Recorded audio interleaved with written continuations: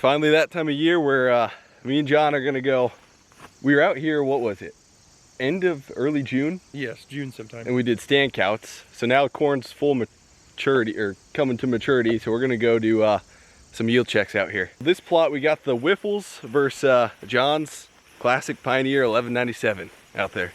1, 2, well. You might want to go south a little ways. Okay. How long have you been out here? Not very long. Oh, really? I was stuck in there for a while. It wasn't. I saw tassels moving. I saw tassels moving. I'm like, these stuff done. Okay, so when I go out there to do yield checks, what I do is I typically go off kind of like what Pro Farmer Tour does. I walk out in the field. They say about 35 paces off the end rows, so that's what we did. And then we picked 2 different varieties. So we went 2 different places, and I did population. You take a tape and you go 30 feet, and you see how many plants you get per 30 feet, and you do 2 rows. So I got a 56 and a 58, which are pretty darn good populations. You know, you're talking about 33, 34,000 somewhere in there, which is that close to where you thought you were at? I planted at 33, yep. Okay, 33. So I'd say, I mean, just about every plant came up. Looked like everything was pretty uniform. And then on our way back at the end of our tape, we grabbed the 3rd ear, the 8th ear, and the 11th ear. So we've got 2 different varieties here on the truck bed. If we're gonna do the Pro Farmer Tour, what we do is this is kind of a tough ear, but like this one that's all around, you put your tape measure at the top, you go to the bottom. I'd say you've got probably 7 inches of grain here total. So you give this one a 7. We'll measure this one, give it about 6 3/4. Here you've got about 7, and here you've got 7 1/4. So we'll add all those up, divide them by 4, get a good average, and then we will break them in half and count kernels around. This one should be 16 around, and we'll do that on all these. And so what you do is you take your population, your average population. So I said we had a 56 and a 58. So we'll do 57 and then take that times. So we had, this one was 16, this is 16, this is a 14, and this is a 16. I counted those beforehand. Okay. So 63,537.9, and divide that by, we have a 30-inch row out there, row spacing, and that gives us 217.93. What? So really? Yep, that's our average. The corn on the other farm felt a lot bigger. But like as we break open the cob, so one thing that we'll look at now is you want to grab the tip end, and when you look at that, you can kind of start to see where your milk line is. So our milk line is, I'd say, a little over 50%. Mm-hmm. So these cool nights that we're getting are awesome. We're going to pack those kernels full. We're going to get a good test weight, and even though these cobs don't feel as big as the other field, I think the cob is actually smaller in the center, and we're gonna have good corn here. Huh. Wow. I claimed, you said I was gonna have 240 bushel corn out here. I said it was possible. You asked if it was possible. I said anything's possible. There we go. We could have 300 bushel corn out here. Yeah, no, this is solid. I'm surprised by looking out there. Of course, I don't know much, but looking out there, some of those roots were kind of dying like a foot, 2 foot up. It was all turning. Yep, the corn was firing from the bottom up. Who is that? I don't need any more seed. Oh, is it? That's right. No more Ranger. Got myself a wife hauler right here.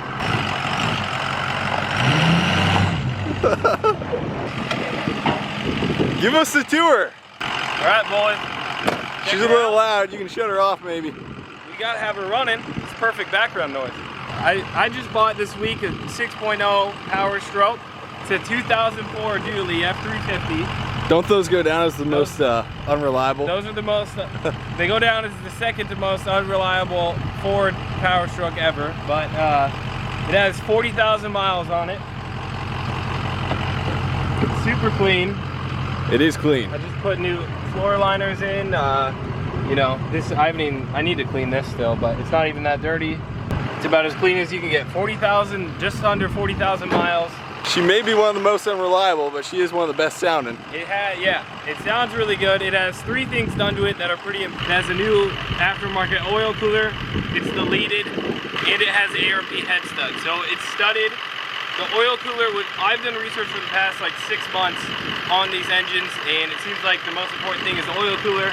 That's fixed, and there's different things on it as well. But new injectors, that's a little sketchy that there are new injectors at 30,000 miles, but you have 8 new injectors, I guess. So about $8,000 of engine work was done to it, and that's why stock they go bad, but it had the engine work done to it that I wanted done to make it more reliable, and they call it bulletproofing a 6L. So hopefully it'll last a long time. Sounds good. It's got 410 gear ratio, so hopefully it can pull what we want. Got the gooseneck, 8-foot ball, bed liner, brand new rear tires, so that's nice. I'm trying to get them to put a toolbox and then throw our fuel tank on here, because the plan for this truck is to keep it as like a kind of a farm truck. Spence graduates this December, so he wants to get into some like kind of small excavation jobs, almost as a hobby essentially.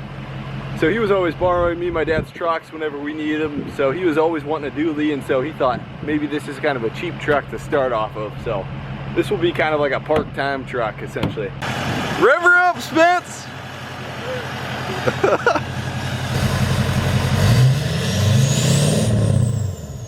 She sounds good. I don't know how reliable she'll be, but she sounds dang good. She doesn't roll coal when you just get on it, but if you have the load on it, didn't we roll coal that one time? Yeah, she spat out a little bit. We'll see. I want to get a gooseneck at some time. I don't need one right now. So yeah, should be a good truck. Hopefully it works. Got a new brake controller. I need to get mud flaps. We'll have mud flaps in about a week, so that'll be nice. Hopefully we make it. I picked this up in Missouri, so we drove like 4 hours with it.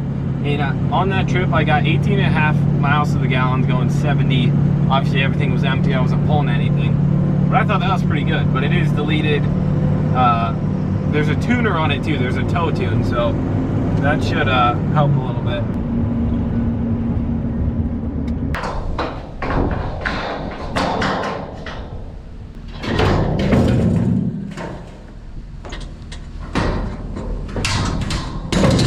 You ready to go? Come back next week. Well, you guys ready? There she is. It's crazy to think about 2 months ago, we literally were taking the skid steer right there, just coming along here and guessing like where we're gonna put this shed. And now the shed's built, all the concrete's in. I wanted to wait until all the concrete was in to kind of show you guys it. I didn't want to do kind of like a half-butt review of it and stuff, so I wanted to make sure everything was in. The only other thing that needs to go in are the gutters, water, and electric.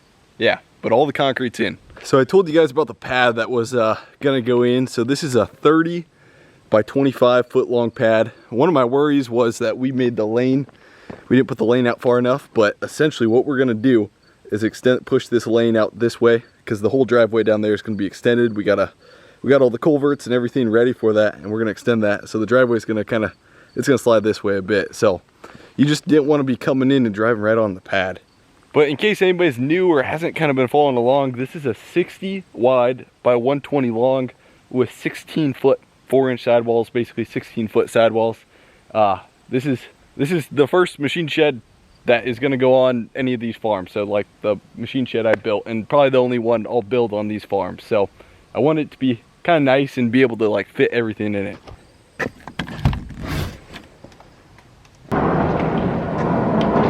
I mentioned last video that we were gonna do half concrete and then half gravel in the back. But once this first 60 foot of concrete was poured, I was like, wow, like this concrete it's pretty darn nice compared to the gravel. Of course, it costs a lot more compared to the gravel, but it's pretty darn nice. It makes a difference in the shed. And so I went to talking to some people, and essentially I just decided, okay, let's do all concrete on this thing, because like this shed it's kind of expensive for cold storage. You guys saw lumber and steel was up a lot. So by the time you like factor in all this lumber and steel, concrete's not that much essentially compared to the prices I was paying for lumber and steel. And so I was like, if we're gonna make this kind of nice, let's just finish it off and go all concrete. So this concrete was poured, this pad, which is not 60 feet, it's like 66 feet, was poured about 30 days ago. So this is all good to go.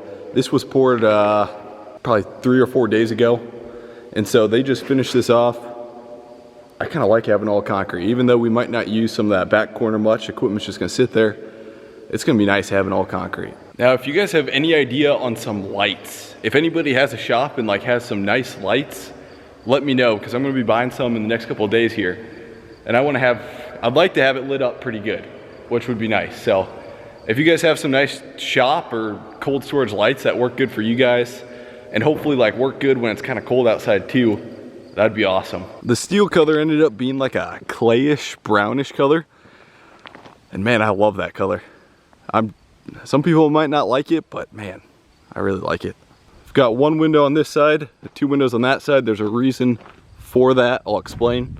And then we got a 14-foot tall door by 20, it would be 26 foot wide right there. Now the reason I put this building here, kind of next to this terrace, is because there's an inlet right there and everything kind of slopes down towards there. So you can see there's some water sitting there, and we got like 1.5 inches just this morning of rain. So hopefully I can run a tile, just a small tile kind of along the building, and run it out here to kind of drain some of this water out better. So I'm thinking kind of right now, if I get I was either thinking about maybe we'll do a small living quarters if I get time, like next summer or spring, to kind of build out a small living quarters. Doesn't have to be anything fancy, could pretty much be homemade, and put a small living quarters there, or we could put a camper along this side.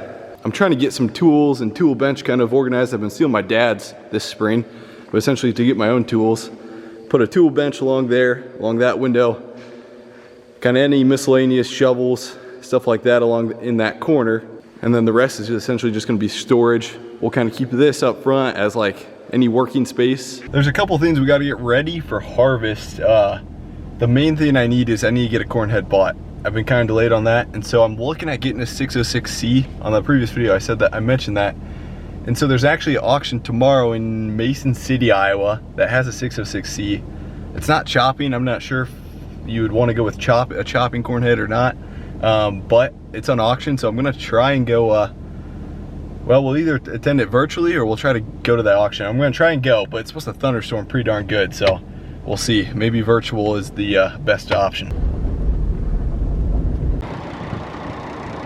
There she is.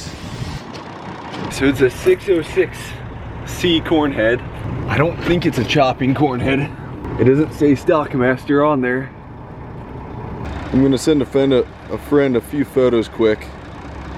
Just see what he thinks. I had my seed salesman talk me through this corn head to kind of look at it, look at the rolls, look at the deck plates, some other stuff that I just didn't know about.